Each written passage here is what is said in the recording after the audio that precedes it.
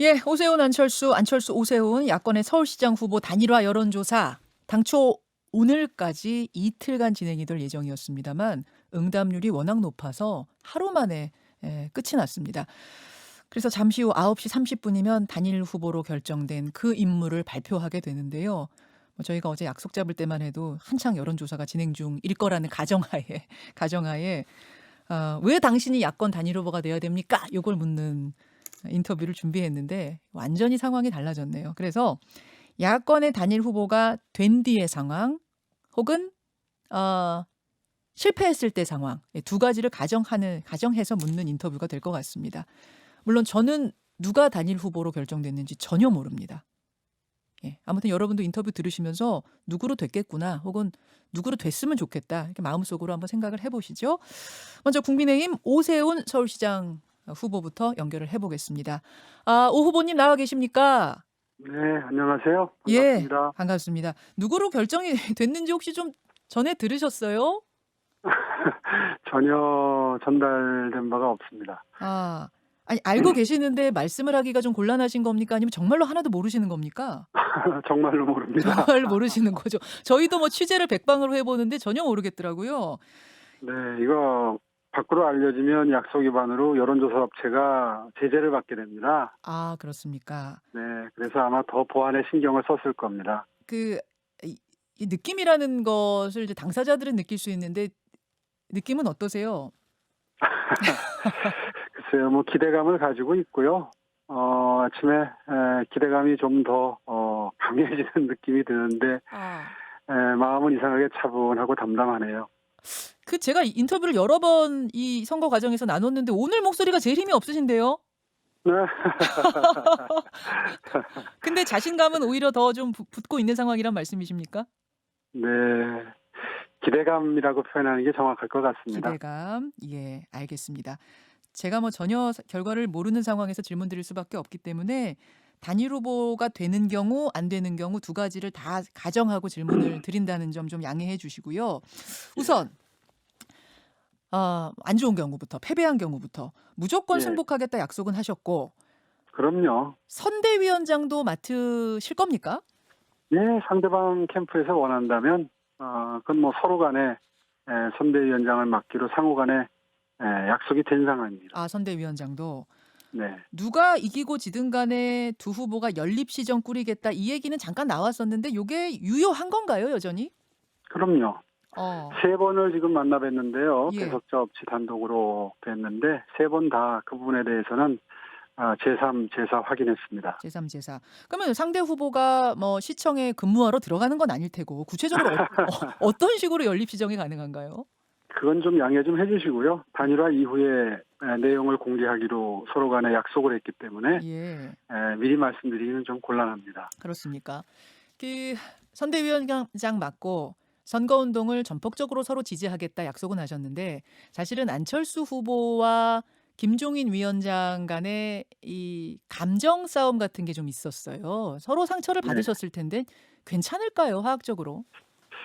예, 그 점이 좀 걱정이긴 합니다. 음. 그런데 글쎄요, 다 정치를 오래 해오신 분들인데 그 정도는 결론이 나면 봉합하고 음. 양당이 다 국민께 실망 끼쳐드리지 않는 방향으로 사후 처리를 좀 잘 해주실 걸로 기대합니다. 그래요. 자, 이번에는 오세훈 후보로 단일화가 된 경우, 즉 오세훈 후보가 승리한 경우를 좀 가정해 보겠습니다. 네, 지금으로부터 1시간 반 후에 오세훈 후보가 야권 단일 후보로 발표가 된다면 이제 상대는 민주당의 박영선 후보인데 네, 민주당에서는 말합니다. 아마 1대1로 후보가 확정되고 나면 민주당 지지율 오를 거다. 박영선 지지율 오를 거다. 지금은 야권 단일화 뉴스밖에 안 나와서 박영선 후보가 가려져 있어서 그렇다. 심지어 이해찬 전 대표는 거의 이긴 것 같다. 이런 말씀도 하셨거든요. 어떻게 생각하세요? 글쎄요, 뭐 이해찬 전 대표께서는 글쎄요, 그쪽 캠프에서 엑스맨이라고 생각하고 계시지 않을까요? 무슨 말씀이실까요? 제 생각에는 민주당의 선거 전략에 도움이 안 되는 존재 같다는 말씀이고요. 어, 박영선 후보의 경우에 단일화 이후에 뭐 단일화 과정이 노출이 많이 돼서 지지율이 상대적으로 떨어졌다. 이건 스스로 위안하는 말씀이실 테고 음. 제가 고언을 하나 드린다면 예. 지금과 같은 선거 전략을 써서는 아마 갈수록 격차가 벌어질 겁니다. 무슨 아, 말씀이냐 하면 서울시의 미래 비전과 정책, 희망찬 서울의 미래로 승부할 생각이 없어 보이세요. 계속해서 저에 대한 그 약점이라고 본인들이 설정한 그 내곡동 저희 처갓집 땅 문제를 가지고 승부를 보려는 듯한 기세지 않습니까? 우리 서울 시민 여러분들의 판단력이 그렇게 무지한 수준이 아니시라는 걸 이 민주당 선거 캠프가 잊고 있어요. 음흠. 박영선 후보가 결단을 하셔야 됩니다. 음. 박영선 후보밖에 결단을 내릴 분이 없어요. 어. 그분이 결단을 내리셔서 예. 우리 이렇게 흑색 선전, 네거티브로 승부하려는 모습을 싹 버리고 지금부터 건전한 경쟁을 하는 모습을 보이자라고 하면 아마 지지율이 조금 오를 수도 있을 겁니다. 지금 이제 조언을 한다 말씀하셨는데, 근데 네. 민주당 쪽에서는 그게 네거티브가 아니다, 흑색 선전이 아니란 입장입니다. 연일 아유, 흑색 이야기하는. 선전 하는 사람들이 흑색 선전이라고 하나요? 아니, 이거 정신 차려야 됩니다. 민주당 집권 여당의 모습이 너무 찌질해요. 그, 찌질합니까? 찌, 그 찌질한 모습에 국민들이 지금 염증을 느끼기 시작한 겁니다. 저는 서울시의 이 지지율 격차가, 서울시장 보궐선거 지지율 격차가 예. 꼭 LH 사태나 이런 정부의 실정 때문만은 아니라고 생각합니다. 민주당 캠프에서 처음에 이 피해 호소인 3인방을 그 측근으로 기용하면서 선거 시작하는 모습을 보고 아마 많은 유권자분들이 굉장히 분노하고 실망하셨을 거고요. 그리고 두 번째는 지금처럼 네거티브에 일관된 선거운동을 하면서 조금도 반성의 여지가 없이 해명 자료들이 속속 나가고 있는데도 불구하고 계속 흑색 선전을 하는 점, 이 점을 지금 준엄한 눈으로 지켜보고 계시면서 이런 판단을 하고 계시다고 생각하고요. 정말 거듭 촉구하지만 박영선 후보 본인이 결단을 하셔야 이런 그 집권 여당의 잘못된 행태, 30년 전, 40년 전 선거 풍토로 돌아가는 이런 잘못된 행태를 고칠 수 있습니다. 박영선 후보에게 결단을 다시 한번 촉구합니다. 지금 이제 뭐 오세훈 후보가 단일 후보로 결정이 됐는지 안 됐는지를 모르는 상황에서 이 질문까지 가는 게 어떨지 모르겠습니다만, 지금 민주당에서는 건설국장 전결이었다고 오세훈 후보께서 말씀하시지만, 오 후보께서 보고를 받은 흔적들이 지금 서류상에 남아있다, 서류들이 있다, 이렇게 말씀하세요. 과장 전결도 국장 전결도 외부로 공문서가 나갈 때는 시장 직인이 찍힙니다. 그러니까 그런 서류 들고 나와가지고 흔들어 봐야 행정상의 관행이라는 게 있어서요. 박원순 시장 때도 국장 전결이 시장 직인이 찍힌 서류는 무수히 많습니다. 그러니까 그런 장난질 그만 치고 정신 차리라고 해드리고 싶어요. 박영선 후보보다 오세훈 후보가 가진 강점이라면 뭘까요? 아무래도 서울시정에 대한 경험이겠죠. 박영선 후보도 훌륭한 자질이 있는 후보라고 인정합니다. 사선 의원에다가 또 중기부 장관을 하셨기 때문에 행정 감각도 익히셨을 거고요. 예. 그래서 소상공인을 지원한다든가 하는 데 대해서는 오히려 제가 배워야 될 점이 있을 수도 있습니다. 그런데 서울시정은 종합행정이거든요. 외교 안보를 빼고는 다 있다는 거 아닙니까? 예.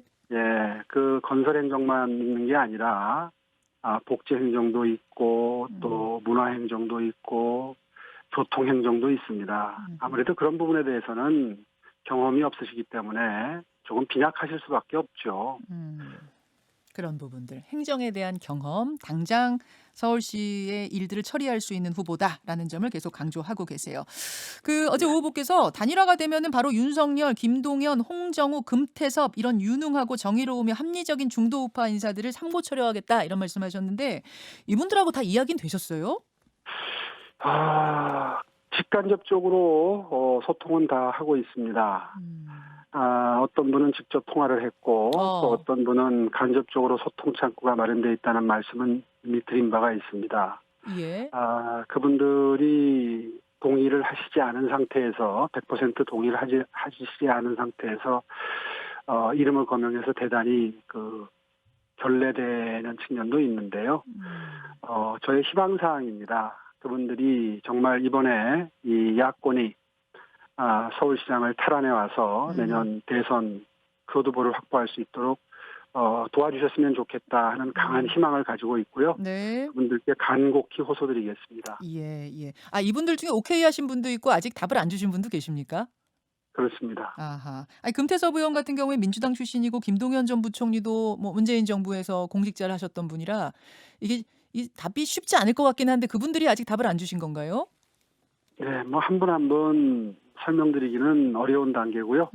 그 중에서는 명시적으로 도와주시겠다 하신 분도 계시고, 그리고 아직 그 답변이 없으신 분도 계시고, 또 숙고 중인 분도 계신 걸로 파악하고 있습니다.